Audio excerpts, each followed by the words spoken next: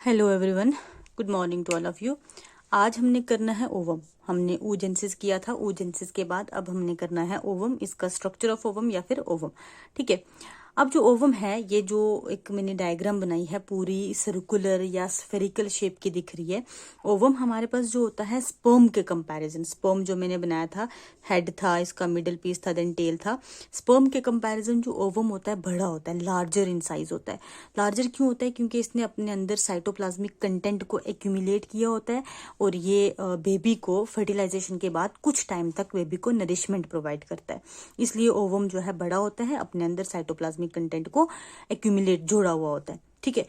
उसके बाद जो ह्यूमंस का एग होता है वो माइक्रोलेसिथल या एलेसिथल कंसिडर किया जाता है। मतलब इसमें या तो बिल्कुल मॉडरेट सी यॉक प्रेजेंट होगा या फिर बिल्कुल यॉक नहीं प्रेजेंट होता। ठीक है। क्यों यॉक प्रेजेंट नहीं होता? बाकी जो एग होते हैं, जैसे कि रेप्टाइल का एग हो गया, आपने जो एग खाते हैं नॉर्मली, उनमें देखा होगा काफी यॉकी एग होते हैं, येलो कलर का काफी यॉक बना होता है। क्यों? क्योंकि उनमें प्लेसेंटा नहीं बनता।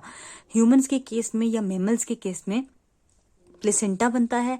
प्लेसेंटा के बनने की वजह से हमारे एग में यॉक नहीं होता। ठीक है। तो हमारा एग जो है माइक्रोलेसिथल या एलेसिथल कंसिडर किया जाता है।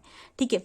उसके बाद ओवम के ये दो पोल्स हैं, ये बाद में बताती हूँ। पहले हम ओवम की लेयर्स की बात करते हैं। जो ये मैंने डायग्राम बनाई हुई है, ओवम जो है सबसे इनर लेयर जो ये है, जो मैंने रेड कलर की शो की हुई है, इसको विटेलाइन मेम्ब्रेन या प्लाज्मा मेम्ब्रेन बोला जाता है। ये ओवम खुद स्क्रीट करता है, ओवम अपने अराउंड खुद स्क्रीट करता है प्लाज्मा मेम्ब्रेन। और इसका काम क्या होता है? जस्ट सेमी परमिएबल नेचर की होती है और अपने अंदर साइटोप्लाज्मिक कंटेंट को एनक्लोज करके रखती है। ठीक है। सिर्फ इसका यही काम है। उसके बाद जो सेकेंड लेयर है, ये ब्लैक कलर की, ये इसको बोलते हैं हम ज़ोना पेल्यूसिडा। ठीक है। अब जो ज़ोना पेल्यूसिडा है ना, ये स्पीशीज स्पेसिफिकेशन को मेंटेन करके रखती है।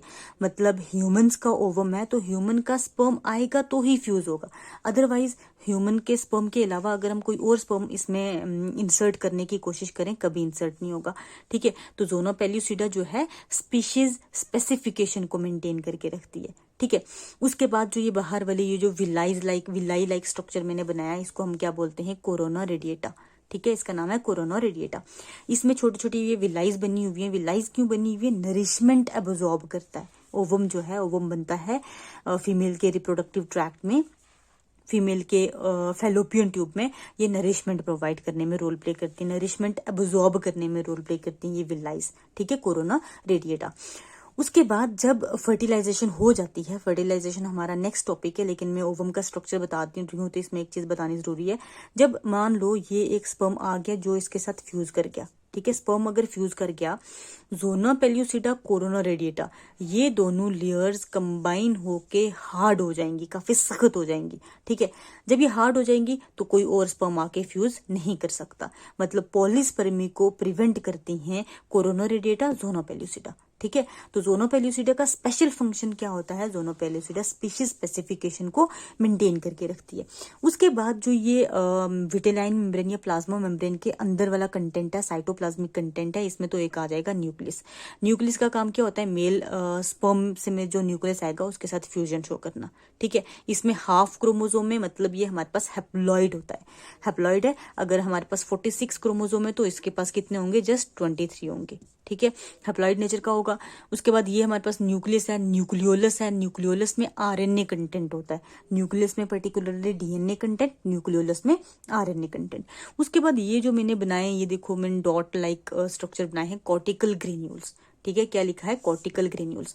कॉर्टिकल ग्रेन्यूल्स का भी क्या रोल होता है? जब स्पर्म न्यूक्लियस एंटर हो गया तो ये कॉर्टिकल ग्रेन्यूल्स सारे आपस में जुड़ जाएंगे, इस तरह से जुड़ जाएंगे, और ये भी पॉलीस्पर्मी को प्रिवेंट करते हैं।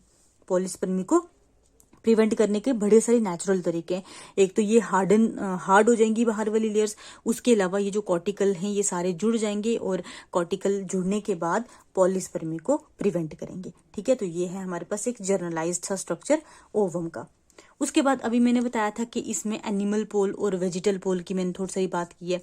देखो मैंने जब आपको कल oogenesis करवाया था, इस तरह से एक पोलर बॉडी बनती थी, एक बड़ा वाला ओवम बनता था। पोलर बॉडी जब लास्ट पे फर्टिलाइजेशन, जब स्पर्म इनिशिएट कर देगा तो एग जो है पूरा डेवलप हो गया, लास्ट वाली पोलर बॉडी रिलीज होगी। पोलर बॉडी जब रिलीज होगी, ठीक है, तो पोलर बॉडी जिस साइड से बाहर निकलेगी, पोलर बॉडी जिस साइड से बाहर निकलेगी वो वाली साइड बन जाएगी एनिमल पोल। ठीक है, जैसे कि मान लो ये हमारे पास ओवम था, पोलर बॉडी यहाँ से बाहर निकली है तो ये आ जाएगा एनिमल पोल, उसके अपोजिट वाला हो जाएगा वेजिटल पोल। ठीक है, हमारे केस में ये होता है। अगर हम दूसरे एनिमल्स की बात करें जिनका एग यॉकी होता है, जैसे कि हमारे पास ये बर्ड्स का एग है, बहुत सारा ये यॉक पूरा प्रेजेंट है, यॉक प्रेजेंट है, तो यॉक वाली साइड को हम वेजिटल पोल बोलते हैं, जो यॉक वाली नहीं होती उसको एनिमल पोल बोलते हैं। ये वेजिटल, वो एनिमल। लेकिन ह्यूमन के केस में जहां से पोलर बॉडी रिलीज आउट होती है उसको हम एनिमल पोल बोलते हैं, और दूसरे वाली साइड क्या होती है हमारे पास, वेजिटल पोल होती है। ठीक है, ये हमारे पास स्ट्रक्चर ऑफ ओवम। उसके बाद हार्मोनल कंट्रोल थोड़ा सा देख लेते हैं, उसी तरह जैसे हमने स्पर्मेटोजेनेसिस में किया था। Hypothalamus gonadotropic releasing hormone release करेगा, पिट्यूटरी को इन्फ्लुएंस करेगा, पिट्यूटरी जो है फर्दर ओवरीज को जाके स्टिमुलेट करेगा। ठीक है, ओवरीज को जब स्टिमुलेट किया तो ओवरीज में फॉलिकल मैचुरेशन और फॉलिकल का रिलीज होना, ये मैं आपको मेंस्ट्रुअल साइकिल कराऊंगी, उसमें आपको कंप्लीट बताऊंगी फॉलिकल मैचुरेशन का क्या मतलब है और फॉलिकल के रिलीज होने का क्या मतलब है। ठीक है, तो ये हमारा था स्ट्रक्चर ऑफ ओवम। इसके बाद हम करेंगे मेंस्ट्रुअल साइकिल, देन हम करेंगे फर्टिलाइजेशन। अच्छा, एक चीज मैं आपको कुछ एक ऑब्जेक्टिव पीछे जो मैंने करवाया है उसके मैं आपको ऑब्जेक्टिव्स पूछती हूँ, आप मुझे कमेंट सेक्शन में उसके आंसर देना, मुझे पता चलेगा कि आपको कितना माइंड में रहता है। ठीक है, तो पहला ऑब्जेक्टिव है हमारा जो हाइड्रा होता है। ठीक है, हाइड्रा वो एसेक्सुअल रिप्रोडक्शन कब शो करता है और सेक्सुअल रिप्रोडक्शन कब शो करता है। ठीक है, कौन सी कंडीशन होंगी कि वो सेक्सुअल रिप्रोडक्शन शो करेगा, कौन सी कंडीशन होंगी वो एसेक्सुअल रिप्रोडक्शन शो करेगा। ठीक है, और दूसरा क्वेश्चन हमारे पास ये है, बल्बो यूरेथ्रल ग्लैंड जो है मेल के केस में, बल्बो यूरेथ्रल ग्लैंड मेल के केस में उसी का अल्टरनेट फीमेल में कौन सा ग्लैंड है। ठीक है, बल्बो यूरेथ्र का अल्टरनेट ग्लैंड फीमेल में कौन सा है। ये दो ऑब्जेक्टिव, इनके आंसर आप मुझे कमेंट सेक्शन में बताना। ठीक है, तो आज हम यहीं तक रखते हैं, कल हम करेंगे नेक्स्ट टॉपिक।